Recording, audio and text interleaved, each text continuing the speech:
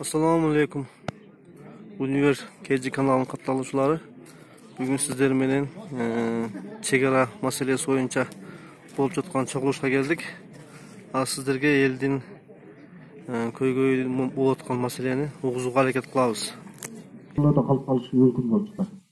Anam biz mına aldını alıp turup şu köygöйүбүздү жогору жакка жеткирүү аракеттери менен ушул техникаларды чакырдыk. Bu mыйзамдуу түрдө болсун, biz жол тоскон жокпуз, бирөөдү урган жокпуз, biz бар тажиктерди аралап кеткен жокпуз. Маселе, эң негизги маселе ошол маселе бир гана чегара маселеси болуш керек. Бул жердечи.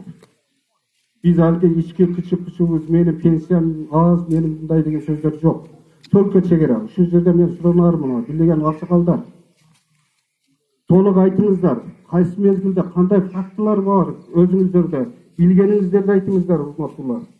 Бул жерде биз бийликке шек келтирбешибиз керек. Ушун негизинде биз мына Сооронбай Жээнбеков, депутаттар, спикер, ошондой премьер-министр жана башкалар бардыгы şu биздин көйгөйүбүздү жетишini биз каалап жатабыз да. Бул эсселикке сөзсүз кайталанбай турган нерсе болуп жатат. Мына өзүңүздөр көрүп турасыздар, мына şu сыртта нар жагга өтүшкө биздин жол. Буга чейин канчалаган жолдордо биздин балдар баягы жаш балдардагы чоң кишилер ошол жака иши менен барабы, кымызга барабы, кой кайтарып барабы, тажиктен калганда келип бизди алып кетип кордоп жатты. Жер керек болуп, ana ötüp ketip жаткан жаштар үчүн, эл үчүн, мал-жан үчүн керек болуп атат. Бул жерде Карамыктын территориясыны менен көп билген киши болбосо керек. Мен өзүм мерген болуп, бул кайсы жерден бир жайга барып, менин таманым тийбеген жер жок. Азыркы чегара сөлчө гана, унжунун суу гана болуп атат. Унжунун сууну чечпей жататтар. Унжунун суунун маңдайы Карагандынын сайыбынын At жайлөө оягы барып Канды суудун Таш Мәчит деген жери бар. Ошол жерден Тажикстандык нар жагында Канды суу, бер жагында Канды суу ашуу жол бар. Ошол жерге чейин гана бир кыр тосуп турат. Биягы болсо Кичи Карамык менен мына Кара Сейит Карамыктын ортосуну бир гана пычактын изидей гана кыр тосуп турат. Оягыны Туратал, Карасакал, Бердикул, Ташкороо дейт оягыны. Биягыны Топкана Берсу, Караңкүл, бана биздин Кыргызстанга карап жүрөт. Эми тажиктар бизге берип зорлуктар кылып, бир гана адамдын кылып аткан иши болуп атат. Унжунун суудан бер жагын биз биринчи Тажикстанда иштеп турган, директор болуп турган эң бир кыйын адам Накы Букурускул деген жол салдырып өгүз кош менен айдап келген. Унжунун суудан бер жагын биздин Кыргызстан менен мен колум менен барып, өгүз кош менен айдап туруп ketme menен тартып жол салып машинаны алып келгенбиз.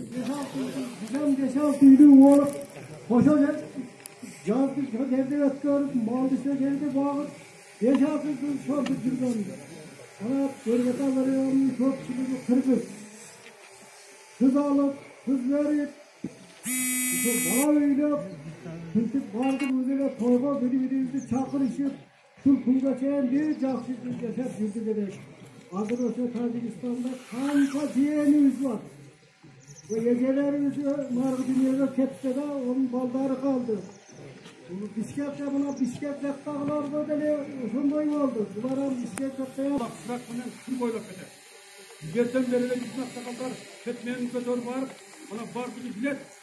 Чоңтойго чейин жол казап эле. Аяктан наркылар келет эле. Анан шон катып жүргөн. Мына мисалы үчүн дагы далилибиз Урумчуда Сулайман деген чоң атабыздын там орду турат. Азыр да көрүнүп турат. Онун үйү кийинки үйүндө мына Көктөбек кайнатасы болот. Эгерде биз ушул маселебизди мындай чечиш үчүн Карамыктын эли менен сүйлөшүп, президентке маселе коюш керек. Эгер президентке десек, мүмкүн болсо оңго, жерлерге сотко бериш керек. Биз эгерде мына жерден чектелип калсак, бизди көчүрүп кетиш керек. Биз көрүшүбүз. Эгер чындаса мына жерден кантип тургандар көрөт. Мына buradan kopuşup tuğanlar aşkıvay koyuyor. Biz bu yerde kamal kalalbayız 400 bin. En köp meseleyen ya şu bizim ayında buraydan ikinci orunda 25% kalk jeken daylı öpüntür çay. Çal için çekimiz Emenin sudan bulat, ber sudan. Bu jağı kördük. En bir nasıl жерде kalgan. Bu жерден жарышы мына бардığını ne bilesin. Çıkaramçının uyu buncuğa 5 saatte kese bizim 1 saatte var. Bu özele bilinip turat çekara kanday eкен. Oşa çıkaramçının elimine şöyle söyle aytat. Bu çıkaram alayış faydalanıp gelgen. Şularga beriş gerek dep baylıklarını aytat. Bu jönünde bu jönele kaltırбай prezidentke mesele koyuş gerek, jogorku kengeşke koyuş gerek. Ertege bu boydan kalıp ketse bak kendinden emlemen bular. Egerde mına жерден Buradan ile aşıp ketken olsa Tacikistan olsa biz öte çıdayız. Bunda çıdayalmayız. İlgari çoğalaydı da Kurdatkan Ejur'dan ulaşıp bizden yer tutkargan. Daha şonday yolda da barışımız mümkün. O aytı öyle koyayım. Sebebi bizde bu yerde yaşaştırgan mümkünlük bolmay kalmadı. Oşon üçün kelgen jurnalistler sizlerge ilgilik şunu toçna bunday analizler jettirgiler.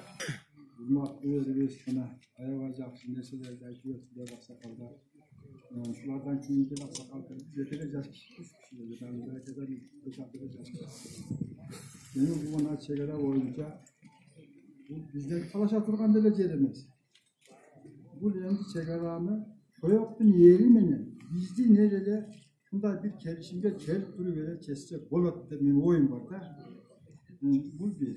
Endi çegara bizde şu Nadaktan edadını açıp onu kayıtlaştığın keregi yok. Murunda biz bu arganımızda buna yeni oturar. Abca oturar. Buna hakim, zam hakim oturar. Şu derden körset göndü.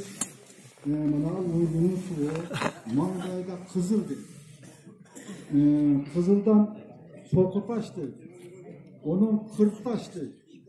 Kırtaş'tan öpkenden keyin mana Uğurlar Tosun'un başı deydi. Atçaylar'ın başı koyup bir Uğurlar Tosun'un Atçaylar'ın başı deydi.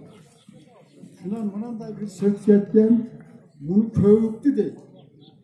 Köğüktü mana şunda ketken sırt barsı çegaranı gönüle bölüp koygun. Çegaranı bölüp koygun. Şu çegaramenen barata alak sırak deydi. Onun barattağı ayran sudun mangayı deydi. Şunu menen barattağı köldüktün başında taş maşitdi. Taş maşittin oyo.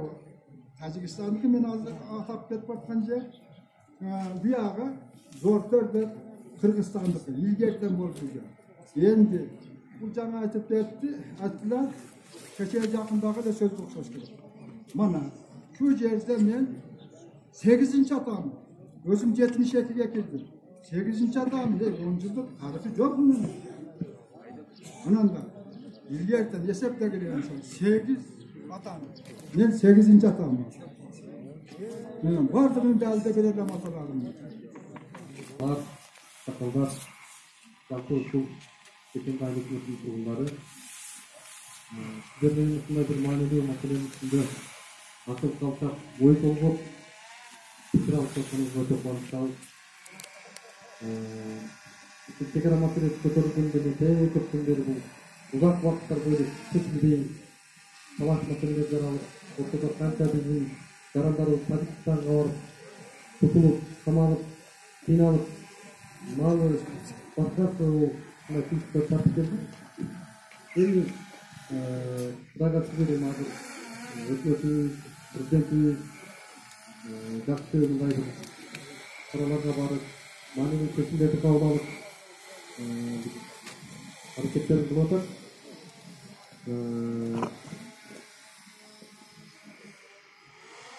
Şu çoğalaydaki tüyüşük çok yetekçilerde çok usul birlik öküllerinde yok. Burada kaçerip yaşasın özü için fatal. Sarp oğuz, deyinçilik, bir gana baksan körgönümüz bu mal çarbatı. Biz mitingге чыгып элди провокация кылбадык. Ошол учурда дагы жергиликтүү бийлик жакшы шарт менен, жакшы маанайда сиздер менен тыгыз иш алып барыш керек да. Ошондо жакшы жыйынтыктар болот. Биринчи очурда ушу жергиликтүү бийлик дагы кызыктар болуп, жогору жакка жеткиргенге, ушул элдин үнүн угузганга кызыктар болуш керек. Ошондо эл да ыраазы, Кудай да ыраазы. Анан чегара маселеси боюнча мен өкмөттүн ошол комиссиянын башчысы Курманбай Искандаров Абибаевич деп бүгүнкү күндө ошол чегара маселесин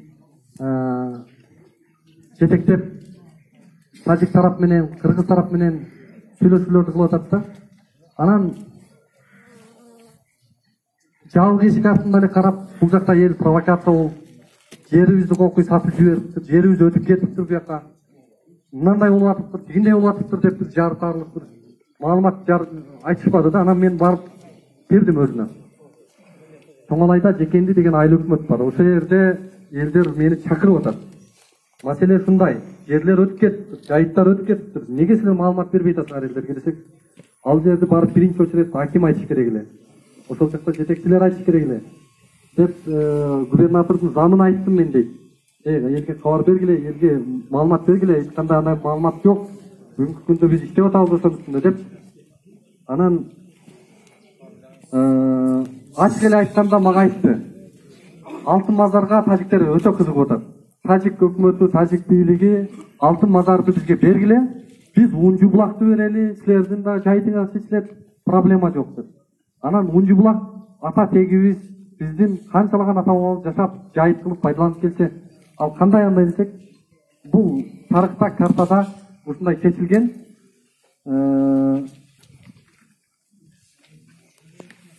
Бүгүнкү күндө закондоштук тажик тарап утат бизди. Ошого биз повод бербей, мындай сыр бербей турабыз. Унжу булак эгер такташып бараткан ошончолук тактык кирип баратса, Тажикстандыкы ал. Биз ичип албайбыз деп айтты да. Анан ошол жерде мен ойлонуп кой деп буяка келиш керек экен, элдерди чакырып атты аксакалдарына. Бир элдин позициясын билдиришибиз керек экен өкмөткө. Анткени эртең жакында ошол комиссиянын жыйынтыгы чыгат, парламентте депутаттардын деңгээлинде, өкмөттүн деңгээлинде бир чоң чечимдер болуп кетиши мүмкүн да. Ошого мындай чыгып пикириңиздерди айтып, бул биздин жайытыбыз деп үн катканыңыздар, бул мен ойлойм туура нерсе. Буга тоскоолдук кылбаш керек, буга кайра жардам бериш керек. Анан биз сиздердин үнүңүздөрдү жеткизебиз, көчүп кетти. Эң чоң эле көп көчкөн айыл өкмөт бул Жекенди айыл өкмөт экен.